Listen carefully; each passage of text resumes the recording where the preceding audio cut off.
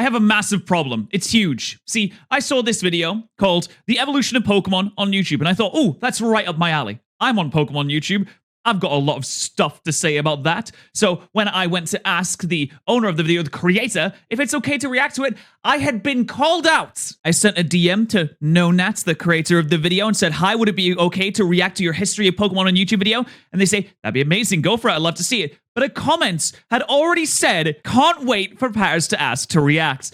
I'm becoming too predictable. Is that a problem with me? Or are you just getting so smart with it? But yeah, I'm going to watch this video because I've got a lot to yap about with the history of evolution of Pokemon on YouTube. Pokemon is the world's largest media franchise, from manga to TV shows to, of course, video games. As such, it's no surprise that Pokemon has been a staple of the internet ever since its inception, and this is seen clearly through its constant presence on YouTube. That's a lot of Ever small since the original days of Let's Play videos back in 2009, Pokemon has been everywhere on YouTube. But I opened my first ever YouTube channel in 2009. Look how it's changed! Oh my god, it's brain rot. I found Pokemon cards in Ohio in 2024 compared to Pokemon Smosh in real life. Wow, actually, these videos are getting so many views. Munching Orange's episode 7 of Black and White had 266,000 views. After a year, yeah, but that's insane. The X and Y announcement trailer had 3.1 million views after a week.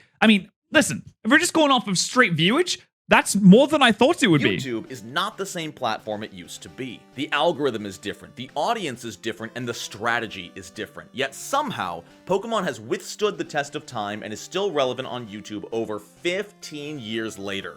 Oh, and it'll continue to be relevant. I see no stoppage anytime soon. People may be like, oh, the new games suck, they're not very good, but there's still more people getting into the series. There's still more people that are enjoying the franchise. As you get older, you can always appreciate, even if you don't like Scarlet and Violet, you're like, oh, well, that red and blue. I love that red and blue. That fire red leaf green. You do a challenge video in a fire red leaf green, you can still bring in people that don't play the new games. With all the changes to YouTube over the years, the creators have changed the Pokemon games themselves to match what people wanted to see.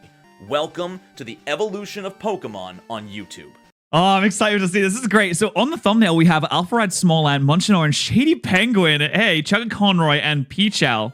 This is cool. All right, I'm so excited for this. Hey, everybody, it's Chugga Conroy. All right. Hey, everyone. Welcome back to... Hello, and welcome to part 3 of my walkthrough. In 2009, the term Let's Play barely existed. Rather, people simply recorded themselves playing a game and uploaded it to YouTube.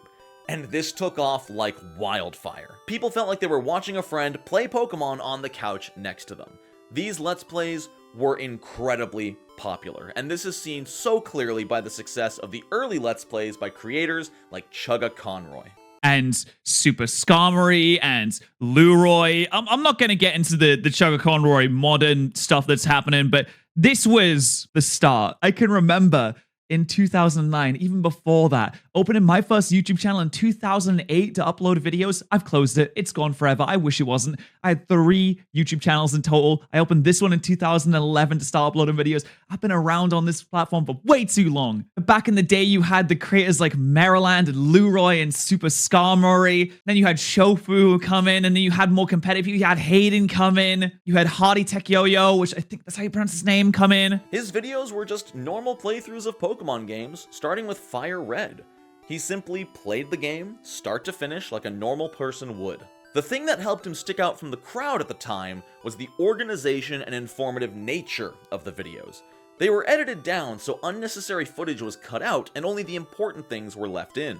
Yeah, this is not something that most people would do. In fact, this is more of a modern thing that everyone started to do. You know, I did Let's Plays for probably about 10 years, and editing things down to cut out the boring parts, none of my friend groups started doing that till like, what, 2020? Something like that. We left everything in. This might sound like nothing special, and it's common practice today, but there were no standards to be held to in 2009. Most videos were completely unedited and thrown onto the website.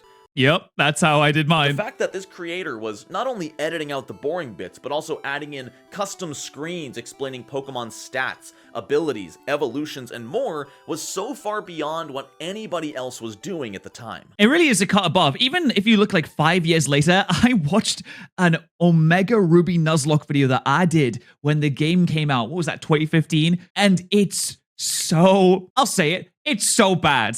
It's just not good. It's just not good. You just open one of these videos. What's going on, everyone? My name is Patterrz, and welcome to God. episode 4 of our Pokemon Omega Ruby Nuzlocke. In the last episode, we made our way to Why do I talk Rustboro like City, that? and in this episode, we're going to be taking on the first gym. We're going to be taking on Roxanne. Why do I sound But like before we that? do all of that, of course, we have to check out the team. We got to sneak around. We got to check out the team in between episodes. Oh, at the start of every episode, you would do a team recap to make sure that everyone was on board with what you had on your squad at the moment. Why do I speak like that? I did go and heal up and buy some more potions in preparation for this gym battle.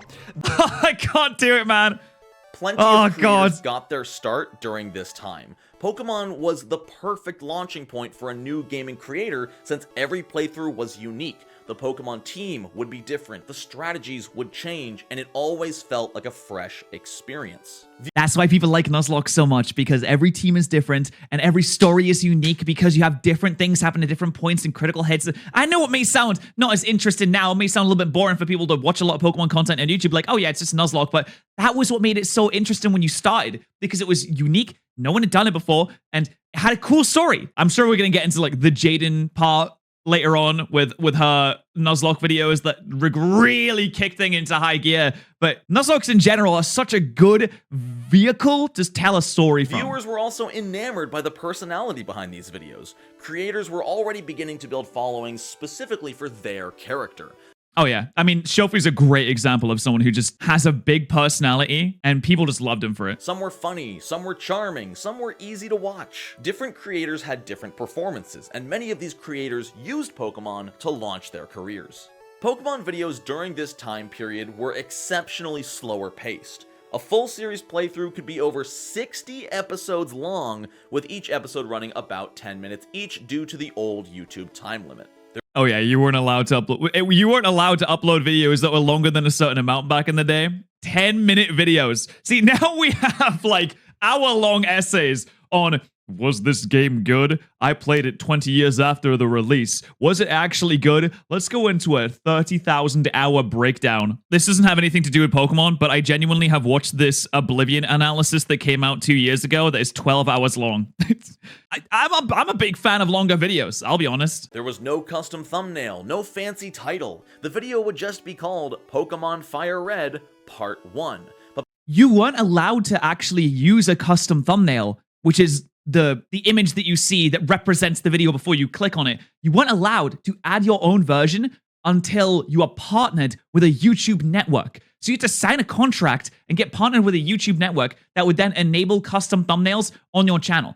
I remember this because I got custom thumbnails unlocked on my channel in 2012 after I partnered with a network, which you shouldn't do. It's not a good idea, and you don't have to do it anymore, thankfully. But if you didn't have this, if you didn't have access to that kind of feature, the thumbnail for the video is just a random screenshot that YouTube's just like, yeah, this is pretty good, right? But because of the nature of the YouTube landscape, these videos dominated the gaming side of YouTube, garnering millions of views over the years. Why is the thumbnail gold and silver? I can see it. It's a gold and silver thumbnail. It's so strange. For perspective, when this video first came out, YouTube only had 100 million users worldwide, yet it still managed to garner over 3 million views over the years. Over a course of 14 years, that's true. But then you look at Small Ant and Most yeah. modern videos fail to attain that level of notoriety, even with YouTube's current 2.5 billion users. Yeah, I mean, 3.3 million views. That's a ton. Over a course of 14 years, definitely. But I would say that our audience as a whole is definitely a lot bigger than it used to be. In fact, I would say the audience now is far and away much bigger than any audience they've had for Pokemon YouTube ever. I feel it on my own channel too. Like, I feel like my videos are getting more viewers than they ever had in the past. Like, it's not even close. Like 10x. Okay, maybe not 10x, maybe like 5x. What's up, everyone, and welcome to Pokemon. What's up, guys? I'm Hayden, and welcome to Pokemon Snake. Shofu in this bitch like Ash Gray version. That's my goats. Let's Munching Orange, Hayden, Shofu, all lovely guys, by the way. Lovely guys. Hayden's so sweet. Munching Orange, we hung out with Munching Orange before. So for Shofu, just People cool, spent the just next cool. 3 to 4 years watching creators play Pokemon, but after 4 years, the audience had already pretty much seen it all. After all, there were only 6 distinct generations, with X and Y having just released, and you can only watch the same 6 games so many times before getting tired of it, no matter how fresh each playthrough was. That's why you bring in the randomizer Nuzlocke, baby. That's when the next era of Pokemon videos emerged. People wanted new games, but Nintendo only released a new mainline Pokemon game every 3 years. So what was the solution? To make our own Pokemon games. True. Fan games are so big. Even though Nintendo's kind of bringing us down, the Relic Castle website that hosts a ton of Pokemon fan games got taken down recently, which I think is just terrible. Like, it's just fan games. No one's making a profit off of this. They're just doing it because they're passionate about the franchise and they want to make something cool. You put so much time and effort into this, all for free. Like, it's a massive compliment. And no, they got to try and take it down. It's so sad. In the world of Pokemon ROM hacks, talented, creative people began diving into the source code of these games and rearranging them to make their own unique adventures. Some hacks simply changed some story and encounters, like Pokemon Ash Gray. It was the same as Fire Red, except you got to play as Ash Ketchum, starting with his iconic Pikachu.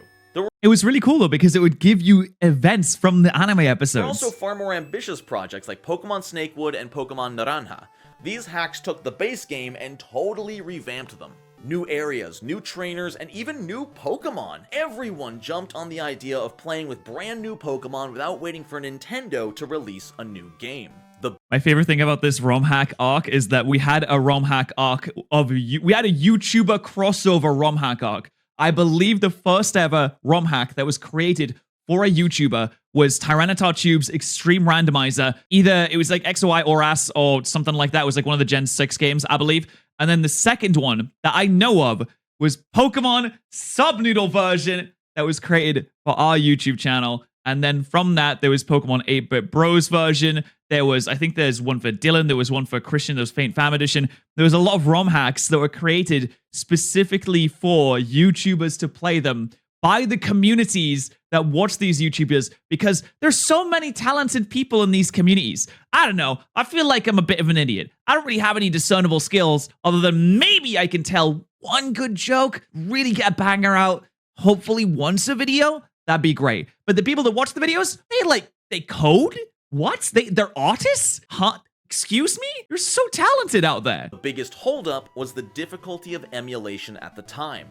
People were cautious and unsure of exactly what emulation was, let alone applying hack patches to ROM files. So you would not believe the amount of times I've been asked to make a tutorial on how to make a randomizer. I mean, you guys can figure it out. You're very smart. You can use google.com. I mean, you're probably smarter than I am, and I figured it out, and I'm an idiot, so you can probably do it really easily. Also, it's become much, much easier over the years, too. Difficult to actually get your hands on these games. However, content creators like Hayden and Munching Orange took matters into their own hands. They made entire video series playing through these unique and, albeit unpolished, games. The videos themselves were still similar to the classic Pokemon Let's Plays from 2009, but with Pokemon Snakewood is very notorious. Like, there's a ton of very famous ROM hacks out there, like Pokemon Floral Sky, there's Snakewoods, there's Insurgents that was made by Suzerain, and now you got more modern equivalents. You got like Pokemon Xenoverse, you've got Pokemon Reborn. There's so many of these huge projects out there, but if you go beneath the surface, there's hundreds more, hundreds. Just a bit more polish.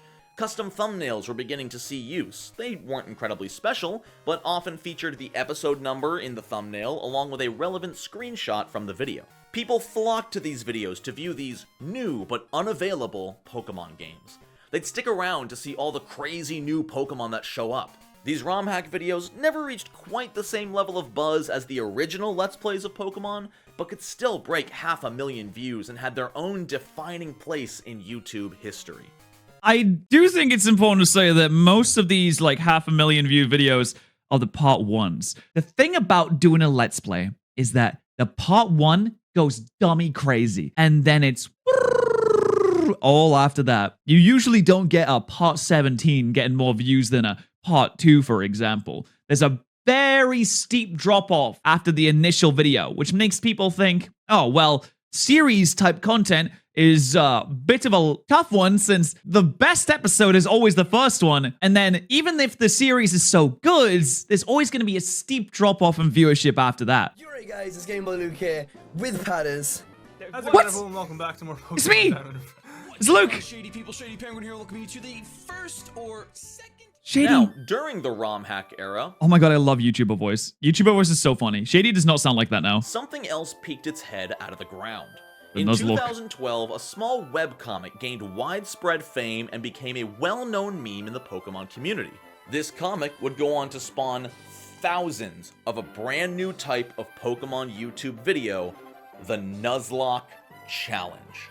The Nuzlocke comic went viral when people found out about it. It detailed the adventure of someone playing through Pokemon Emerald, giving their Pokemon nicknames and personalities, and telling a completely unique story based on their experience. But there was a twist to the playthrough that kept everybody hooked and reading until the next page. If a Pokemon fainted, it was considered dead and must be released. People were hooked on the comic, and everyone who read it immediately went home, pulled out their Game Boy, and started a new game using the Nuzlocke rules. I was so scared to do a Nuzlocke the first time I did it, and the first time I did a Nuzlocke was the randomizer series, which apparently, according to Wolfie, was the first randomizer on YouTube, which is like, that's crazy to me. It was like, really? What? I don't know if it actually was, but I was terrified. It chilled me to my core. Death was permanent, every battle was a risk, and beating a boss felt infinitely more rewarding than ever before. Interestingly, even though Nuzlocke had been around since before 2012, they wouldn't see YouTube fame until 2014 or 15. At this point, it had been almost 6 years since Pokemon first started its YouTube journey, and a whole new wave of creators had stepped up to the plate. Creators like Shady Penguin, Game Boy Luke, and Hoodlum Callum. These creators were That's my friends! And look, we're all still around. Can you believe it? Dude, are we the old god? Are we losing it? Are we losing our touch? totally unlike those who came before. They knew the Pokemon games inside and out, and assumed the viewer did too. These videos were no longer just about showing the game off. It was about flexing their knowledge of the game while also drawing people in with their boisterous, charismatic personalities.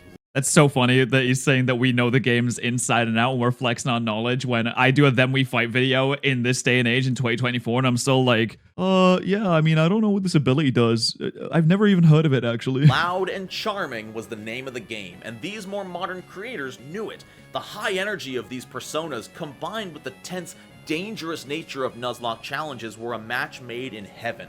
People watched these videos because they knew there would be a loud, comedic meltdown if they ever lost one of their favorite Pokemon.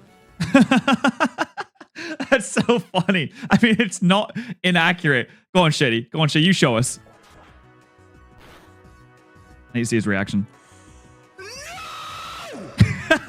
These videos also had incredible viewer retention because you never knew exactly when a Pokemon would die, if it... Oh, is that true? Actually, incredible viewer retention. That's something that I can literally check right now. All right, starting from the first Fire Red randomizer Nuzlocke video that I have, which actually is unlisted on YouTube now. I don't know why I did that. I feel like I should have left that one listed, but it's whatever.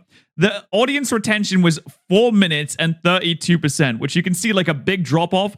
Then you can see a big spike around when... Oh my god, you can see the menu from the emulator. That's so bad. I uploaded this in 2000. All right, what's going on, guys? And whoa, god, what was it? I mean, this is not a good video. All right, what's going on, guys? 2012. Yeah, 2012. Wow, randomizer Nuzlocke. Jesus Christ. And then the first X and Y Nuzlocke that I did had 43% retention with, it's got like a line that kind of goes up around probably the gym leader battle, I would imagine. And then I did a more modern versus episode that has 43% retention. Doesn't have any spikes here. And then we have an Infinite Fusion video from, I think, 2018. So it looks like it's actually pretty similar across all the years. Died at all. It kept viewers' eyes glued to the screen, and YouTube rewarded this watch time by pushing these Nuzlocke videos in the algorithm. The videos themselves were also changing in format. Thumbnails were getting brighter and more eye-catching, which matched the new high-energy form of videos. The series themselves were now made of less videos, but much longer. A full series could be 15 to 20 episodes, but running about half an hour each. Titles got longer and more intricate as new variations of the Nuzlocke emerged. Egglocks, randomizers, monotype Nuzlocks, and a massive game changer, Soul Links. Oh yeah, Soul Links is a big one. It's interesting. I've never been a huge fan of playing Soul Links, but I can totally understand why people like watching them so much. The idea that if one Pokemon dies, then 3 Pokemon could die on their screen is pretty interesting. A Soul Link was effectively a 2-player Nuzlocke, and this led creators to begin massive collaborations between one another. This previously single-player experience was now multiplayer, and this led to content. And there was versuses as well. I think the first thing that came around was the co-op, where you just be in the same video and you just play your own games. Then there was the versus that I did a ton of with Luke back in 2014, I believe 2013, 2014, did a ton of versuses starting around there where you'd race each other to the end, which I think is still a cool way to do it. And then there was a Soul Link where you have to try and work together, but there's the real threat of everyone dying in one battle. Creators not only creating unique experiences, but also sharing their communities between each other. Hundreds of thousands of subscribers started cross-pollinating channels, leading to a massive tide that lifted every ship. Oh, look, it's me. I'm one of the ships. Yeah, I don't think there's a single person that watches my main channel videos that does not know who Game Boy Luke is or Shady Penguin is. We really do have like the same community. Obviously on morepat, it's a little bit different here because I'm by myself and I'm doing reaction videos. Maybe you just stumble upon this randomly. You don't even know that I have a main channel. But on my main channel, everyone that watches those videos knows all my friends because all the videos I do over on that channel, almost all the videos I do, are with those friends now. So it wouldn't make any sense if you didn't know them. Pokemon as a community was at an all-time high. And it just got higher. Things got quiet for a while with Pokemon after that. It's me! Oh my god, look, it's me! I like that art. I really like this layout, by the way. Sun and Moon didn't take the world by storm like their predecessors did. It felt like Pokemon was on a pretty sharp decline. There were still plenty of... I wouldn't say it was on a pretty sharp decline. It felt like it was kind of coasting for a while. At best, it was coasting. Creators treading water with Pokemon content, but by 2019, even with the release of Sword and Shield, it just wasn't catching fire like it used to. I wonder if he's going to talk about Then We Fight videos, because that is probably the biggest thing right now. Growth had plateaued, and most people watching Pokemon YouTube were the same people who had been watching it in the past. 35 comments. Failing to grab new viewers. Something new had to happen. A new trend had to take over. And boy did it take over. Sure, anybody can beat Pokemon with a team of 6. But what about a team of 1 Pokemon for the entire game? Enter the solo challenge era of YouTube. Oh yeah, I mean, this one didn't last too long, actually. I would say this one lasted maybe like... Okay, I say lasted. Obviously, it's still popular. But I mean, as the biggest thing in the community. Obviously, you still got Madrybread. You got J-Rose doing fantastic things out there still. And people love those videos. I like watching those videos too. But as a community-defining thing, I feel like these specific videos are kind of in and out quite quickly. And this era had 2 absolute behemoth creators that dominated it. Is it going to be Bread and J-Rose? Madrybread, who capitalized on this challenge idea and ran with it, effectively becoming the face of solo challenge runs. And then the king themselves, Alpharad. Oh, okay. Yeah, sure, that makes sense. I was going to say J-Rose, because J-Rose has built his entire channel on doing these types of solo runs, and they do so good. Hundreds of thousands of views on almost every single one. They're really long videos, and they follow the very similar format. They're just easily consumable and nice to watch. But Alpharad, he's in a league of his own, obviously. Alpharad, we all know that he makes fantastic videos. Also, lovely guy. Just want to say, once again, lovely guy. In fact, the way that I started talking to him was by reacting to one of his videos, too. I guarantee you've seen this video on your recommended feed. Yep, I reacted to that one. Can you beat Pokemon Emerald with only Mudkip? And it's one of my highest viewed videos, too. My reactions to Jaden and Alpharad are my highest viewed videos on my main channel. Even to this day, they're all reactions. The only videos that I have over 1 million views are reactions. Which is kind of funny. A Pokemon Emerald playthrough with 12 million views. Oh, we haven't even talked about Jaden yet. Dwarfed almost all Pokemon content that came before it and caused a resurgence in Pokemon on YouTube. Suddenly, everyone was trying different solo challenges. Didn't Jaden's video come out first? Or was it Jacob's? No, Jacob's did come out first. This is July, and then Jaden's video came out in November. Ah, okay. Just a Charizard? Sure. Just a Coughing? Alright. Just a Magikarp? What? Can you beat Pokemon with just blank became the most common title of Pokemon videos, and the algorithm loved it. And there's still like interesting ways to do this as well. Like my friend Matt Donschnack just released a video. I attempted the first ever triple battle Nuzlocke. He did a Kirby Nuzlocke. He's making fantastic videos. They're still unique and interesting that people who haven't really done before. So did the viewers. People were always curious to see what kind of tricks and strategies the creators would come up with to triumph over these seemingly impossible odds. Pokemon had reached a totally new format, which we still see today. I like to call it casual competitive. The people playing these games knew them inside and out. They knew every item location, every move's power and accuracy, every Pokemon's learn set, and they used that information to break these games in half. But with these challenges also came a massive shift in video format. It had been 10 years since the original 60-episode Pokemon series of the past. Viewer retention was at an all-time low, and people were just not watching episodic series of games like they used to.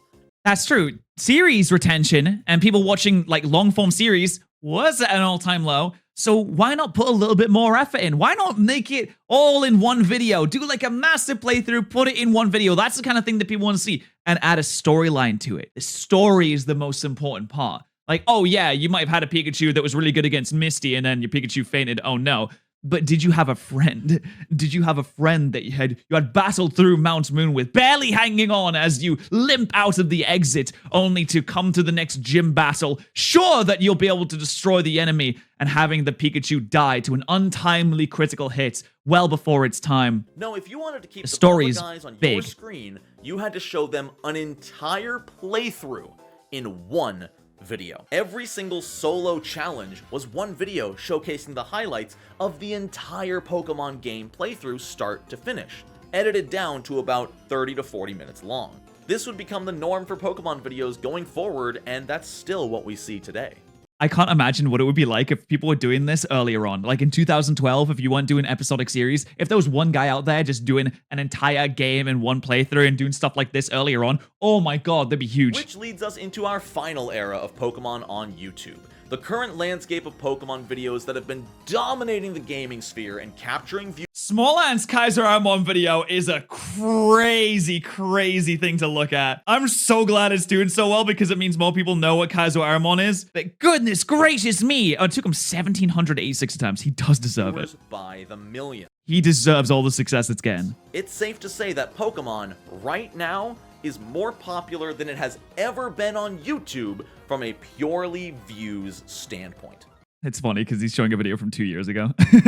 No, but I agree. I do agree. From a purely view standpoint, it's far and away. It's not even close. I mean, I don't know if he's going to talk about Then We Fight videos, and I think that Then We Fight videos are one of the biggest main like daily drivers of Pokemon content that people usually watch, and it's not even close. My personal viewership has gone up so much from just doing these types of videos, which I really like because I feel like I can come up with some cool ideas and do some really cool stuff. But I think Dylan probably does it the best out of all of us. I mean, obviously he has these unique ideas and he does like special things. He creates all these different Pokemon and anime characters to put into the game, like cartoon characters, and he writes all these scripts. But if you look at the straight viewership, posting on a weekly basis and getting 500,000 views. 500,000 views. 370... Oh, God, it's me. Oh, God, Jesus Christ. On a weekly basis. This isn't something that you need to grind out for several months for. These videos are doing so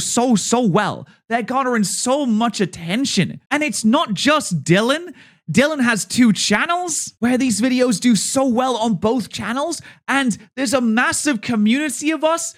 There's Vinny, there's Shady, there's Luke, there's Tobin, there's Dylan, there's me, there's Quick and Chillin' who created the idea of Then We Fight videos in the first place, and there's other people too. There's Rich, there's so many people that do these types of videos, and they all seemingly do like pretty well. Obviously, they don't do really well for everyone, but within at least my friend group from, you know, who I interact with and who I record with, which is my friends. I like recording with my friends because you need the chemistry to be there. They do so well, and I think they do so well because of the chemistry. I don't think it's because of the Then We Fight concept anymore, although that does bring people in. I think people really like the way that we interact with each other. So let's see if he talks about it. It is incredibly difficult to describe the modern era of Pokemon on YouTube.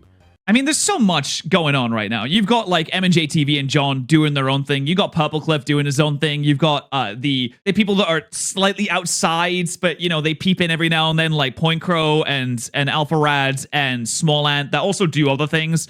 That are just really good at making videos and very good at the games. They're also very creative. Then you have the shiny hunters like Shiny Catherine and Nokimon. Dude, there's so much going on. It really is probably the best time to watch Pokemon content on YouTube. The other eras were clearly defined. The Classic era, the ROM hack era, the Nuzlocke era, the Solo Challenge era. But today, I just like to call it the what the f*** era. Because the videos about Pokemon now are all completely unique, diverse, and kind of insane. There are so many brand new creators dominating right now, like Point Crow, Small Ant, and Pokemon Challenges, just to name a few, and even some familiar faces like Alpha Rad are still around and dropping unique Pokemon content now and then. But all of these videos are taking the Solo Challenge format and making things infinitely more insane. There's no rhyme or reason anymore. Anything is fair game. Pokemon is being made as difficult as possible in as many creative ways as possible. Pokemon, but I lose 1 HP every step. Pokemon, but my team is all level 1s. Pokemon, but I can only use shinies. Emerald, Kaizo, Nuzlocke. Seriously, if you don't know what I'm talking about, just look this up. It's ridiculous. All of these challenges wildly change the base game of Pokemon by adding 1 or 2 simple new rules. They make the game not only a challenge of skill, but also of luck and persistence. I'm going to read the comments after this and see what people think, because I am really curious to see what the comments are going to say about this. The content is no longer about the base Pokemon game itself. Also, this video didn't touch on the Draft League era, where everyone came together to draft Pokemon and do competitive battles on a weekly basis against each other. Also, I just realized there was Joey Pokemon, MV. There's not much of the competitive standpoint. Oh my god, Wolfie didn't get mentioned.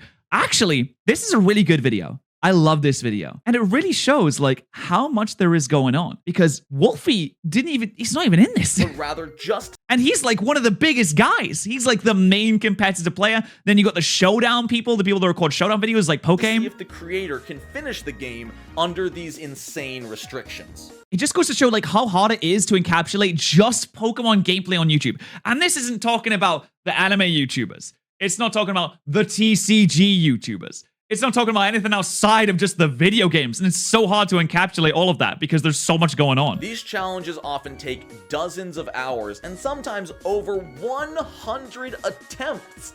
Yeah. I mean, Small Ant's Kazaramon took 1,700. I just realized that A-Drive wasn't mentioned in this, and he was a massive shiny hunting person. Just to beat a single time. And this has meshed perfectly with the streaming landscape of modern day over on Twitch. Now, these creators can stream one challenge for a full week, 30 to 40 hours of streaming to accomplish this one challenge that can be viewed live and then heavily edited down into an entertaining 45-minute viral video with just the most important parts left in. It generates content on multiple platforms at the same time. It's genius, and there's a reason it's currently dominating the YouTube algorithm. Pokemon is at its height on YouTube, and that's undeniable. Yeah, I agree. I have no clue where it'll go next, but what I do know is that it will always be part of YouTube's culture. It's been here since the start, and it won't be going anywhere anytime soon.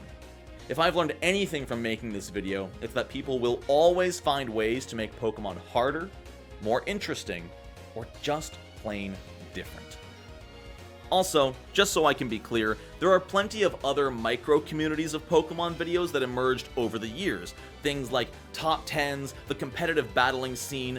Top 10s! I completely forgot about top 10s! That was such a big meta for the longest time too. Strictly informative channels. All of those have always been theory channels around, but I don't think they had quite the cultural impact on the YouTube landscape as these eras defined here today. There was also the Smash or Pass thing that happened a year or two ago. Smash. That was a thing. Even now, people like Jaden are animating their playthroughs, giving things like basic Nuzlocke a resurgence in popularity. The future of Pokemon on YouTube is interesting, and I think we're gonna start seeing the culture subdivide into a lot more of those micro communities. And personally, I can't wait. I wonder if you'd call the Then We Fight community a micro community. Yeah, I wonder, interesting. Is it so big that the Then We Fight scene is a micro scene now? Because it feels like, I don't know, I feel like from my perspective, it's bigger. It's like, it's so big, but maybe we're actually small. Maybe we're babies instead. And I'm shocked. Yeah, I want to say that Jaden had like a massive impact on the scene and brought like a huge amount of new life. Also, there was the Reacts era where everyone started reacting to videos as well, which I think I was the first person to react to Jaden's Nuzlocke. So sorry about that era, I guess. Let's have a look at some of the comments here. FFAs! I forgot about FFAs as well. They're so big too. Oh, they were so big for the longest time. Oh, Pokemon Go. Pokemon Go has its own like area on YouTube as well. Pokemon Unite has its own area on YouTube. Jade Animations entering the Pokemon scene for Nuzlocke was massive. That's true. 100% true. Fantastic video. Can't wait for Patterrz to ask to react. Well, I did it. BTW. Alex was here. 1508. Are you happy? It really goes to show that it's hard to encapsulate everything. But I would like to say this is a brand new YouTube channel, and this is the first video on this YouTube channel. If you are interested in the history of other communities on YouTube, please subscribe to the channel. I'll leave it linked in the description. I'll leave the original video linked in the description so you can go watch it yourself again if you'd like to. But there's going to be more videos that are based on the history of YouTube, and I think it's really interesting. I'm going to subscribe. I'm going to be excited for more videos in the future. Thank you for letting me react, and if you want to see more of my dumb face, you can always subscribe here as well.